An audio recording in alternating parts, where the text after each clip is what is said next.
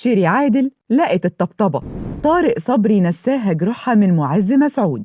عايشين قصة حب بقالهم فترة وبيظهروا مع بعض في كل المناسبات. وطارق وعدها: هنسيكي كل اللي شفتيه من معز. بعد ما انفصلت شيري عادل عن الداعية معز مسعود في 2019 فضل قلبها حزين ومكسور طول المدة دي، خصوصاً بعد ما معز سابها وراح اتجوز حالة شيحة. فضلت طول الفترة دي بتحاسب نفسها، هل كانت صح يوم ما وافقت ترتبط بيه وهو معروف عنه إنه بيتجوز ويطلق كل يوم والتاني؟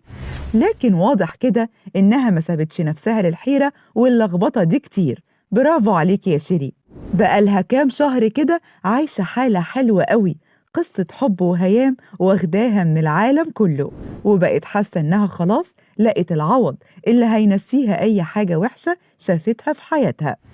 ورغم إنها كانت مكتمة على الموضوع ومش عايزة حد يعرف حاجة عنه لحد ما يكمل على خير، إن شاء الله يكمل بكل خير، لكن زي ما بيقولوا كده اللي يحب يبان في عينيه.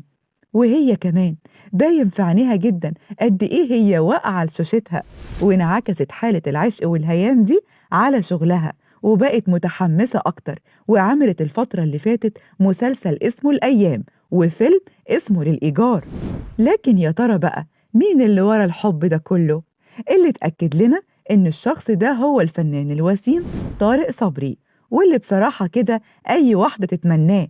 واللي زود تأكيدنا هو إنهم خلاص بقوا ملتصقين مع بعض في كل مناسبة، بيروحوا يحضروا سوا شوية عروض مسرحية وشوية أفراح وشوية تكريمات، وفي كل دول بيظهروا سوا من أول ما المناسبة تبدأ لحد آخرها. طارق بالنسبة لشيري بقى زي طوق النجاة اللي ربنا جابهولها عشان ينسيها كل أحزانها، وكمان هو وعدها إنه هيعمل المستحيل علشان يخليها تعيش مبسوطة ويعوضها عن أي حاجة وحشة شافتها في حياتها. وفي الوقت الحالي بيرتبوا للميعاد اللي هيعملوا فيه كتب الكتاب والفرح اللي ناويين يخلوه أسطوري وكل الناس تحكي وتتحاكى بيه.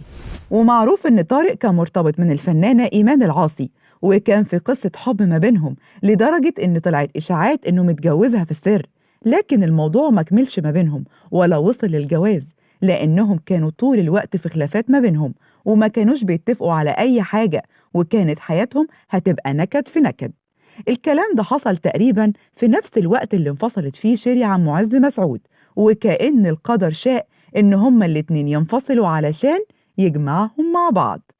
ومن وقتها هما الاتنين قرروا إنهم مش هيفتحوا قلبهم إلا لو لقوا حد يستاهل ويقدر قيمتهم فعلا، وده اللي اتحقق ما بينهم في أول مرة اتقابلوا فيها.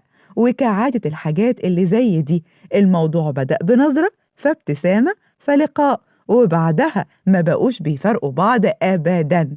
فهل يا ترى هنسمع أخبار حلوة عن جوازهم الفترة الجاية؟ إن شاء الله، وربنا يتمم لهم على خير.